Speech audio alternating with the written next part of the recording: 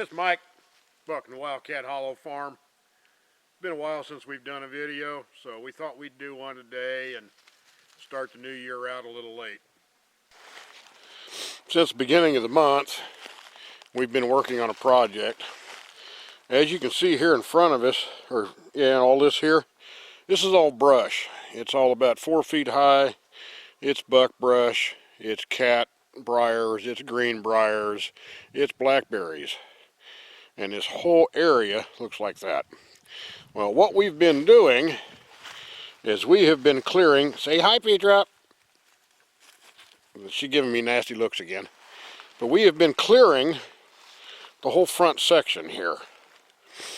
We have stacks of firewood. We're cutting down any tree that's rotted, dying, coming apart. We've got 1, 2, 3, 4 piles of brush. It's been challenging. We started the 2nd, and it's almost the end of the month now, and we've gotten about a half an acre done, and that's it.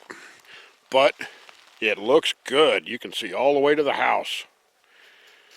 Couldn't do that before.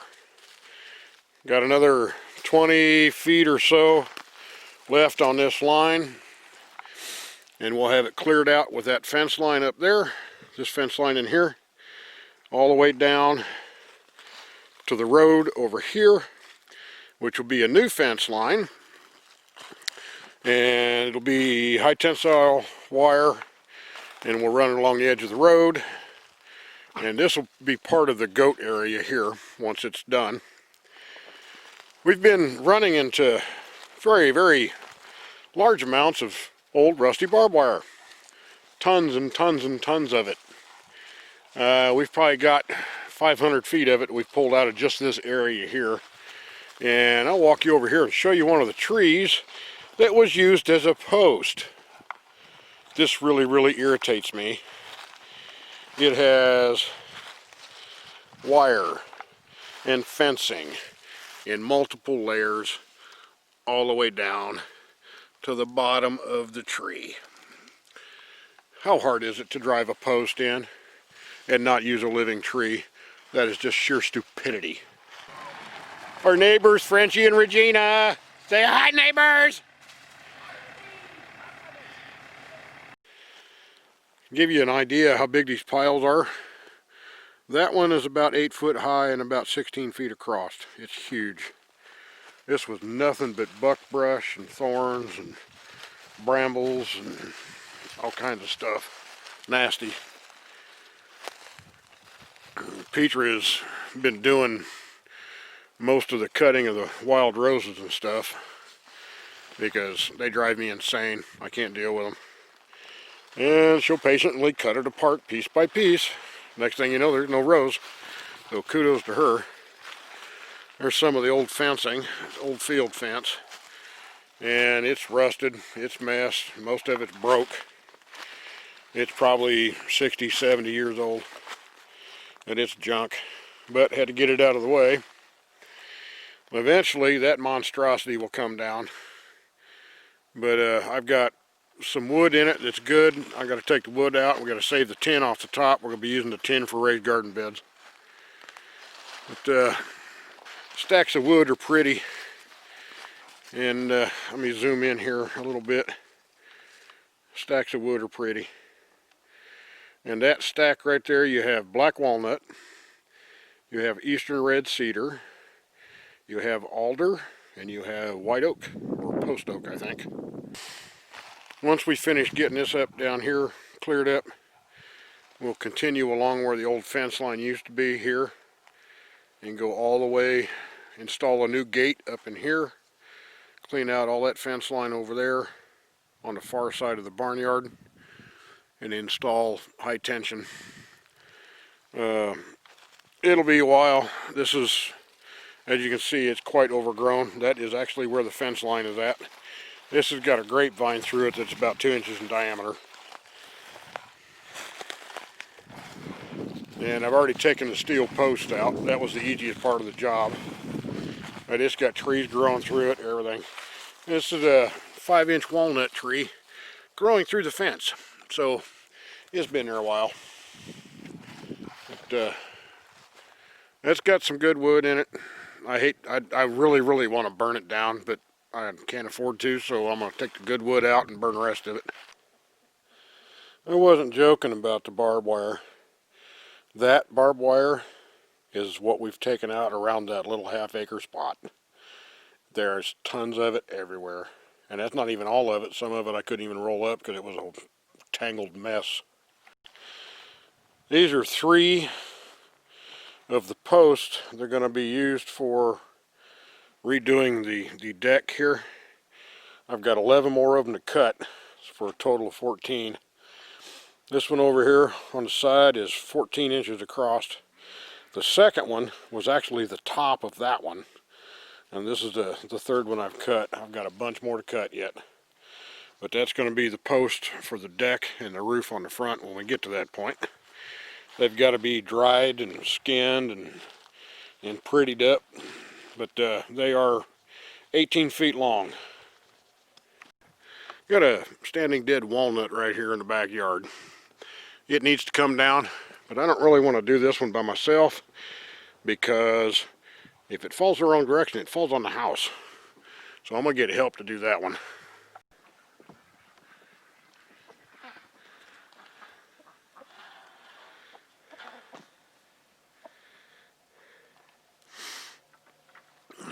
These guys are 8 months old now.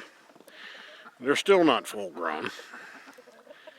And you can see in the middle of them over there is a full-grown cochin. You can see the roosters by the tails, the combs. They're big. They're 2 foot tall. These are black Jersey Giants. And they won't reach full growth until they hit about 18 months. The hens are not the most productive breed. However, out of 13 birds, we're getting roughly 6 eggs a day, between 5 and 6 a day. And it's not too bad for birds that are under a year old. Here you go, rooster. And their feathers are shiny and have a kind of a metallic green color to them. You can see the rooster next to the cochin over there. That's a gold lace cochin. She's full grown. And these guys aren't yet.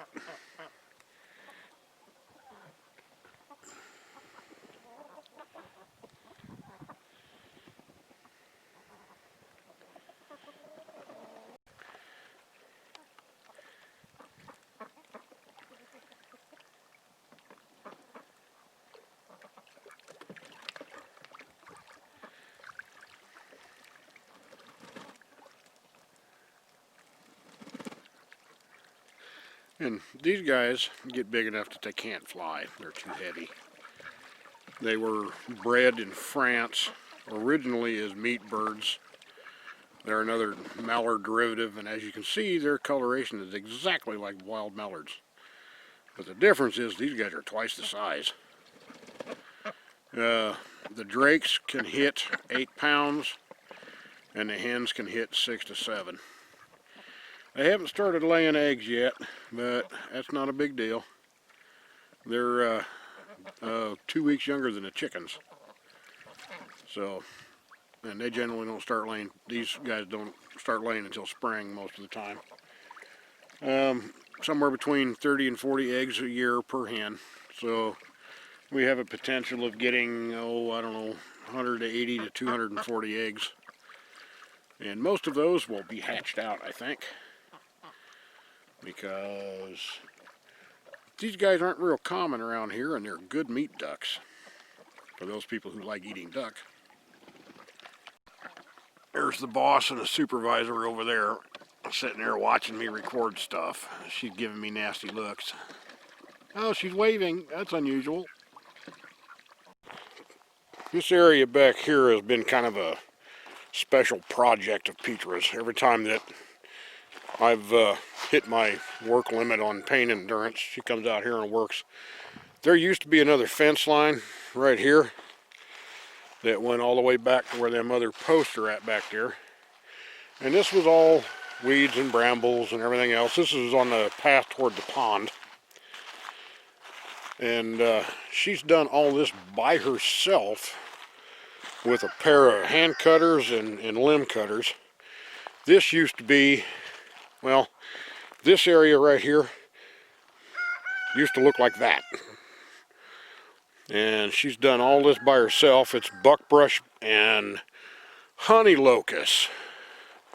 She's having to dig through all this brush and pull out honey locust. And for those of you who don't know what honey locust is, it's this stuff. This is honey locust. The branches on these things are thorn covered like you would not believe. But that's about 2/3 of what that pile is, and she's done this all by herself. Makes me happy, makes me proud. You haven't seen the pond in the winter, I don't think. I'll walk up here. It's actually a rather nice day. It's about 40 degrees at the end of January here. But, let's see if I can get it to focus in here. We got too much light. There we go. We got some focus going. But there's the pond in winter. And I've got to get in here at some point, clean all this brush and old fence posts and stuff out of it. It used to have fencing in here, and I think there still might be fencing in it. So that's got to come out. But a lot of these cedars in the back here will come out. Everything on the bottom side of the bank over here will come out. And all these cedars will be used for fence posts for the garden area. Nothing's going to waste out here. If it's standing dead, it gets cut up for firewood. If it's already too rotted to be used for firewood, it gets used for erosion control. And if it's big enough to be used for lumber, it gets saved and we turn it into lumber when our neighbor gets his sawmill set up. But yeah, it's a whole grove of cedar down here, and that's all got to come out. It'll be nice, clean. This is a time of year where there's no duckweed, no water meal on top of the pond. Yeah, boss and the supervisor are playing again. Can't leave them alone. Give you a perspective, my tiny little wife here, just how small she is. Barnaby's a miniature Aussie. No, it's not. No, he's full-grown Aussie. She's just short. Play is important. It's relaxation time.